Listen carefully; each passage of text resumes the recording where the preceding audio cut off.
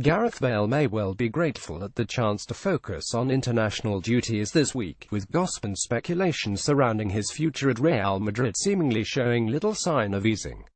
The jeering of the Welshman during the draw with Valencia at the weekend is just the latest sorry episode in what has been a difficult time for Bale, whose relationship with fans continues to sour. It could yet result in a move away, with odds continuing to shorten on a move to Manchester United. Earlier this summer, a poll of 40,000 Madrid fans conducted by a newspaper has found some 72% of supporters would be happy to see the former Spurs forward leave the club, while his performance on Sunday was considered so bad the partisan Spanish paper marca urged the club to sell him.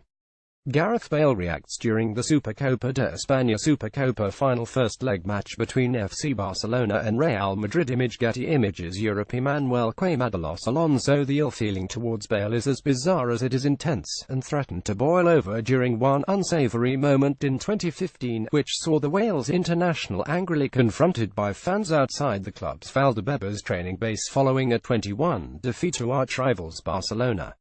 It all seems spectacularly harsh on a player that is still widely considered one of the best in the world.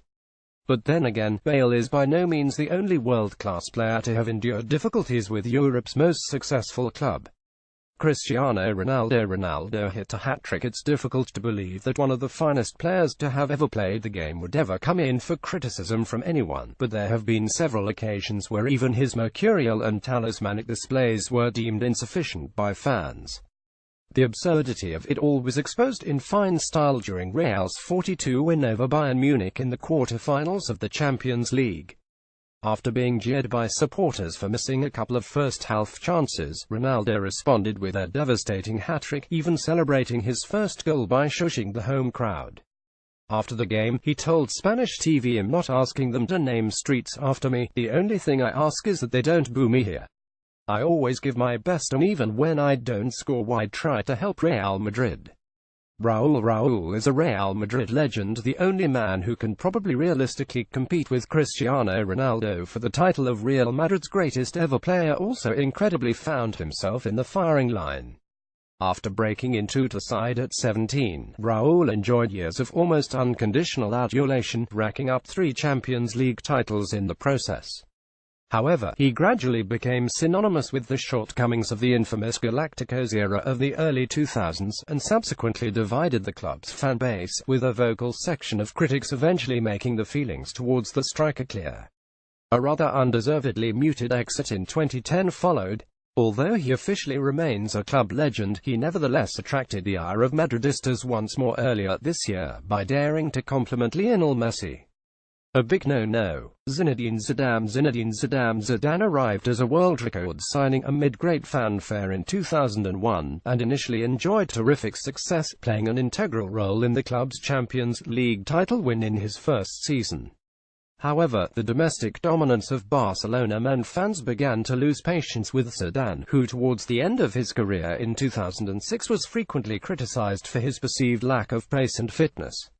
It all ended amicably when Zidane finally called time on his otherwise glittering career, with fans holding up a banner reading "Thanks for the magic" during his farewell at home to Villarreal.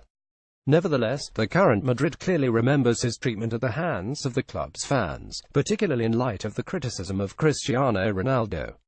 He said, "I don't understand the jeers for Ronaldo, but at the same time, I look at it and note that it even happened to me." Ronaldo of Brazil. Cristiano is not the only Ronaldo to have had problems with Real's demanding fan base. The Brazilian arrived from Inter in 2002 with a reputation as one of the world's most fearsome strikers, which he duly lived up to during his first 3 seasons at the club, netting over 80 goals. But the good times didn't last, with Ronaldo's time at the Bernabeu yielding just 1 league title. When he appeared to be putting on weight, it was the last straw for many fans. They turned on the Brazilian, who eventually moved to AC Milan in 2007. Commenting on his time in the Spanish capital, Ronaldo said, "I have never felt loved at the Santiago Bernabeu, and I don't understand why. I have never been treated with affection here."